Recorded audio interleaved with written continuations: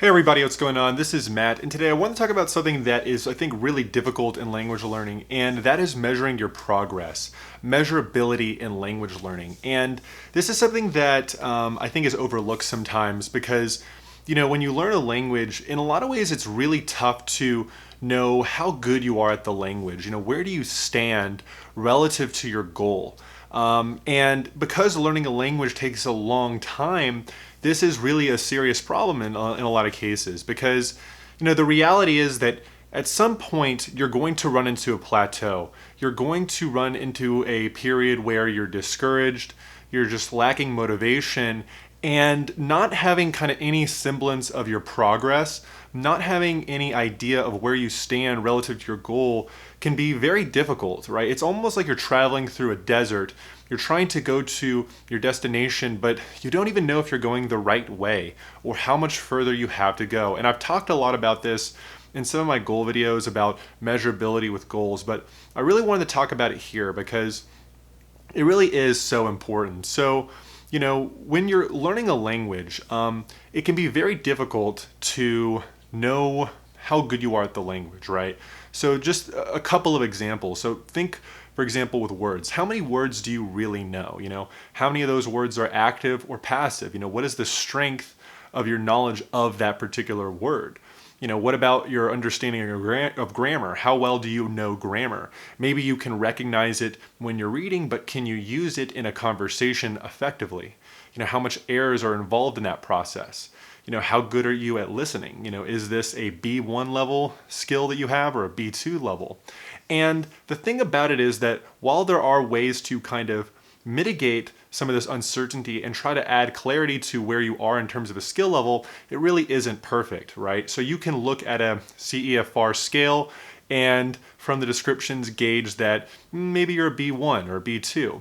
But in a lot of cases, people tend to overestimate their ability and they think that they're way better at the language than they actually are. And, in other cases too, I think that, it's maybe not even related to the B1 or B2 level. It could be that people think they know a lot more vocabulary and a lot more grammar than they actually do. If I look at my entire experience with learning a language, I would definitely say, even with me trying to be very conservative, that there's been plenty of times where I really did overestimate my abilities. So, you have to be very careful about that. And there are other ways to kind of measure your progress, right? You could take a certification exam. You could take a B2 certification exam. You can look at maybe some metrics or statistics that are available on some apps. But the reality is that those statistics aren't perfect. Just because you pass an exam doesn't necessarily mean you're at that level. And even then, a lot of people aren't going to go out and take that test, right? They just aren't willing to go do that. You could track the amount of hours that you study a language.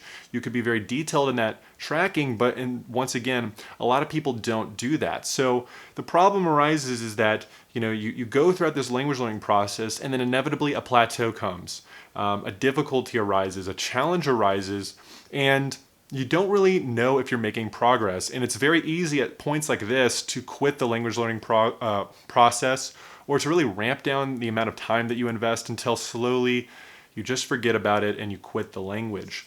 And, the thing is, there are instances and there are moments where signs come to you and they act as these kind of confirmation signals that you indeed are making progress. So, maybe let's say you're not tracking anything and, you read a newspaper for the first time. Well, nice, you have this kind of the sign here that shows you that yes, you are making progress. You weren't able to read a newspaper 6 months ago, and now you are able to. But the problem with that is that those signs that can come to you randomly, you don't control that, right? That kind of happened, right? So it's very inconsistent, and that's why I think that at any point in time that you're learning a language, the more times that you can add tracking to your language learning, add goals, add things to measure your progress, add some measurability aspect to your progress, your success with language learning, the better, right? Because there are going to be some random signs that show that yes, you are making progress, but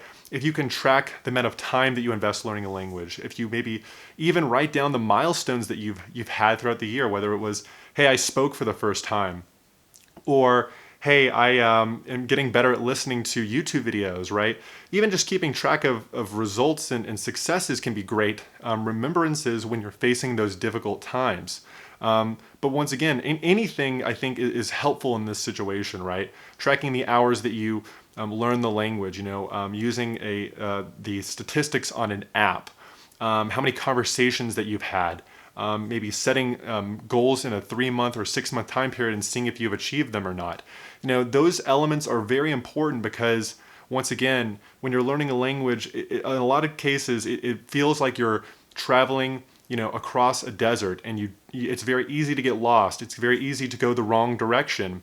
And the more signs that you have that you are making progress, you're on the path, the better. Because when you face those times of difficulty, when you're annoyed that you're not getting a grammar concept down, or you're losing motivation, you can look back at these records and say to yourself, yes, I am making progress, I am better, and I have to trust in the process that I'm going on, right?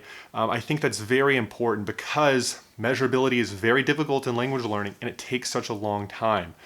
So as you're going about that journey, try to track your progress, try to add elements of measurability, and you can really do this very effectively with goals because it can really help you for the long term as you learn a language. So that's what I had to say. Let me know what you think, and I'll see you in the next video. Take care.